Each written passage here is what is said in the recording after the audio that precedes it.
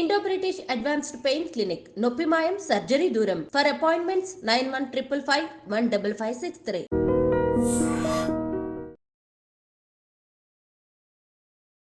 అందరికీ నమస్కారం. నేను Swaroopa Potlapalli. Welcome to iDream. చైనాలో పుట్టిన హెచ్ఎంపివి భారత్ ను వణికిస్తోంది. ఇప్పటికే మన దేశంలో 5 కేసులు నమోదయ్యాయి. 5 ఏళ్ల నాటి కరోనా వైరస్ పరిస్థితులు మళ్ళీ రాబోతున్నాయా? లాక్ డౌన్ ని మళ్ళీ చూడాల్సి వస్తుందా? ఇలా అనేక రకాలుగా డిస్కషన్ అనేది జరుగుతోంది. ప్రస్తుతం నాతో పాటు చైనా నుంచి అక్కడ 10 ఏళ్లుగా జాబ్ చేస్తున్న తెలంగాణకు చెందిన రాము ఉన్నారు. ఆయనతో మాట్లాడదాం. అక్కడ పరిస్థితులు ఎలా ఉన్నాయి, ఈ వైరస్ ఎలా విజృంభిస్తోంది, కేసులు ఏమైనా నమోదవుతున్నాయా, ఎలాంటి జాగ్రత్తలు తీసుకుంటున్నారు, ఇలా అనేక విషయాలను ఆయన్ని అడిగి తెలుసుకుందాం. హలో రాము. నమస్తే. నమస్తే అండి. నమస్తే అండి. ఎలా ఉన్నారు? బాగున్నాను. Good, thank you. ఇప్పుడు మీరు చైనాలోని షాంఘై సిటీలో ఉన్నారు కదా, ఇక్కడేమో భారత్ లో మొత్తం అందరూ వణికిపోతున్నారు. మరి మీ దేశంలో మీరు అక్కడ ఉన్నారు, పరిస్థితులు ఎలా ఉన్నాయి? ముఖ్యంగా ఈ వైరస్ కి సంబంధించి ఎలాంటి డిస్కషన్ నడుస్తోంది అక్కడ? ఇక్కడ వైరస్ మీ ఉన్న ఏరియాలో కేసెస్ ఏమి లేవు నాకు తెలిసి. మేమంతా we're all healthy and happy as of now. ఇది ఎవ్రీ ఇయర్ జనరల్ గా వింటర్ టైంలో ఈ ఫ్లూ అనేది కేసెస్ దే స్పైక్ అప్ వెళ్తుంటాయి. ఐ థింక్ ఈ ఇయర్ కూడా అలానే జరుగుతుంది అనుకుంటున్నాను, ఫ్లూ కేసెస్. బట్ ఇక్కడ లేవు, కానీ north side I heard there are many cases being reported, north of China.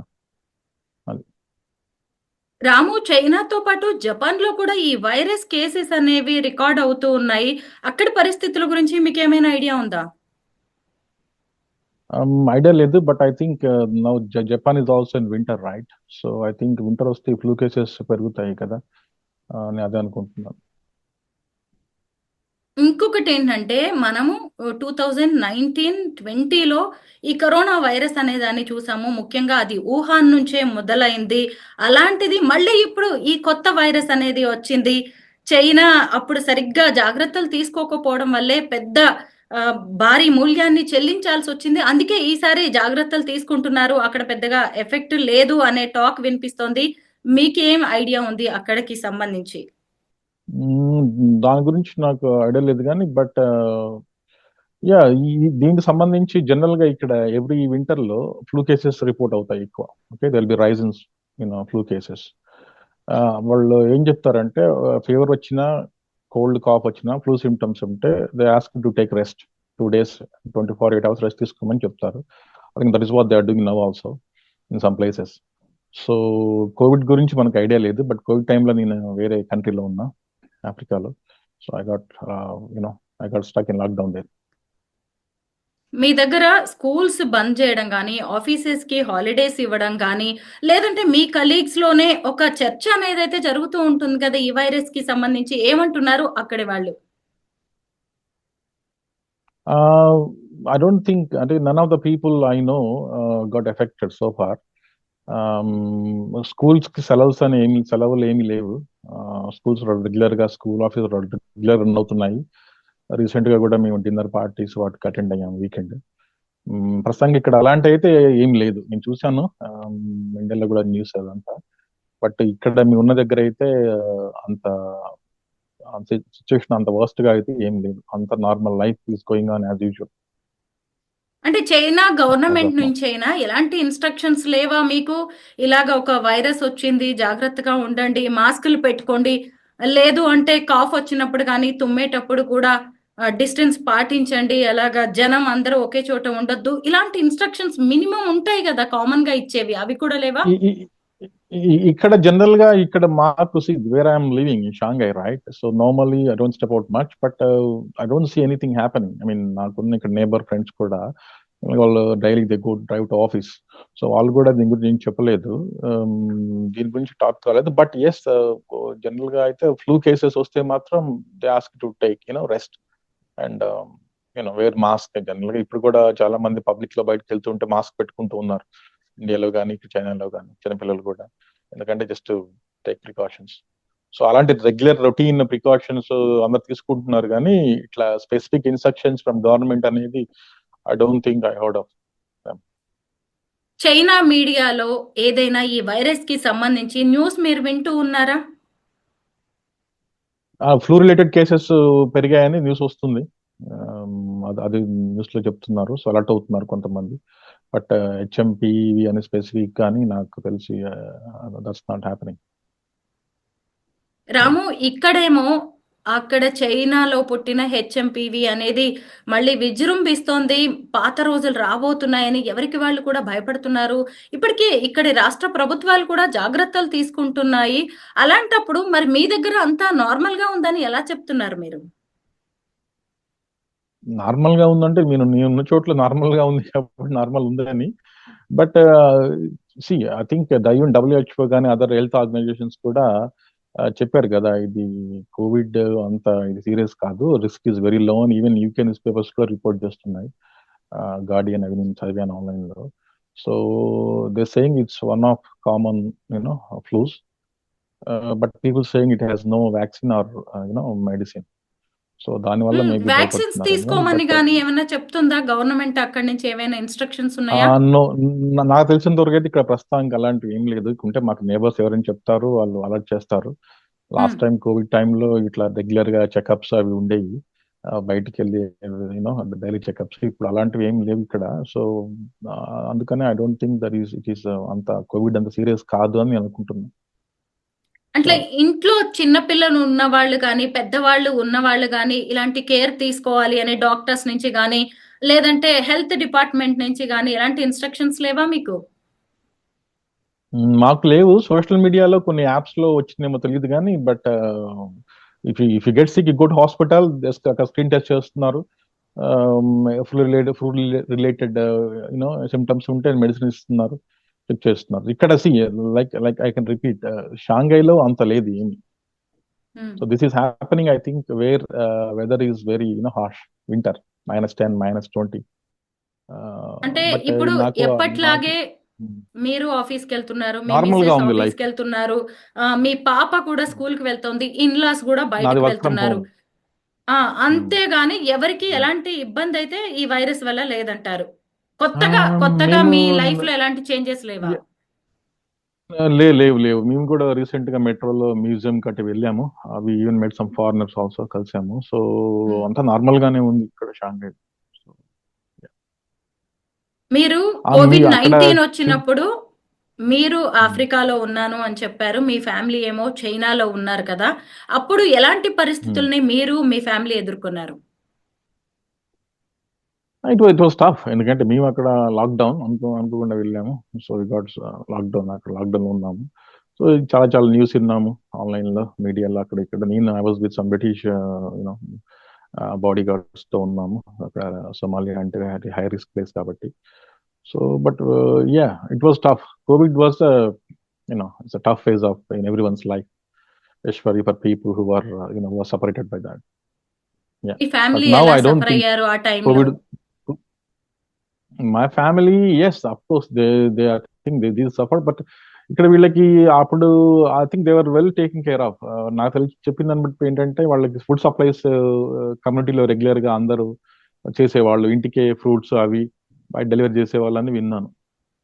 So అవి జరిగింది. So but of course family separation was a tough thing to handle. Apart from that I think they got some support from government. That's what I heard.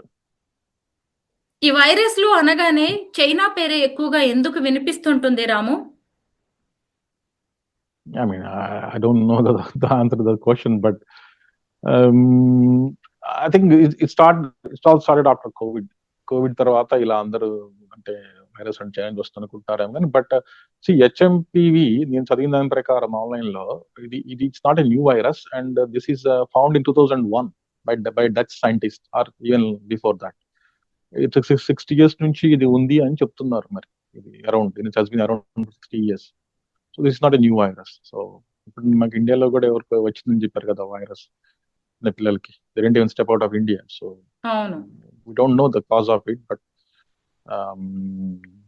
yeah, so I don't know the answer for that question, but I think viruses are everywhere. ఇప్పుడు But ఇలా they'll take care of that. COVID-19 virus కావచ్చు, ఇప్పుడు కొత్తగా వచ్చిన HMPV కావచ్చు, ఇవన్నీ కూడా China నుంచి వస్తున్నాయి. భారత్‌ని టార్గెట్ చేసి మరీ చేస్తున్నాయి అని చెప్పి కూడా వార్తలు మనం వింటూ ఉన్నాము. ఇది 2 దేశాల సంబంధాల మీద ఏమైనా ఎఫెక్ట్ చూసే అవకాశం ఉందంటారా?